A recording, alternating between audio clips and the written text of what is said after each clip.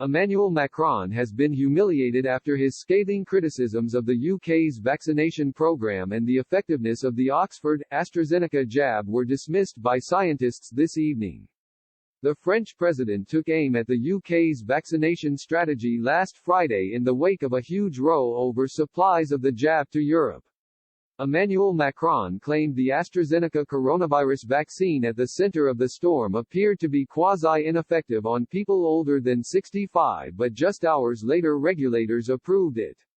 He also condemned the UK's decision to extend the time between people receiving their first and second dose, from 28 days to 12 weeks.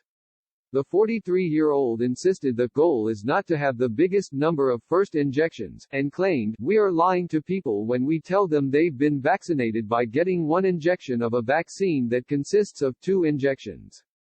But, this evening scientists at the University of Oxford vindicated the UK's decision to maximise the number of people receiving their first dose. Tests showed the vaccine has a 76% efficacy against symptomatic infection for 3 months after a single dose, with greater effectiveness when a second is given later. Mr. Macron has since found himself in the firing line for his previous remarks towards the UK.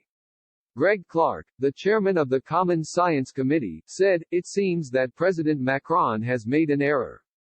It is nonsense." Former Tory leader Sir Ian Duncan Smith added, "His reckless remarks damage public health by playing into the hands of the anti-vaxxers on a false premise. In this respect, he out-Trumps Donald Trump." Users on social media also mocked the French president after details of the study emerged. Responding to the results tweeted by the University of Oxford, one user wrote, "Think this just out from the University of Oxford will answer all questions. Wonderful news that makes recent comments from Macron all the more ludicrous." A second added, "At Emmanuel Macron still think it's useless now smarty pants." A third wrote, "Macron won't be happy." A fourth added, "Good job, shame the EU are trying to trash your efforts."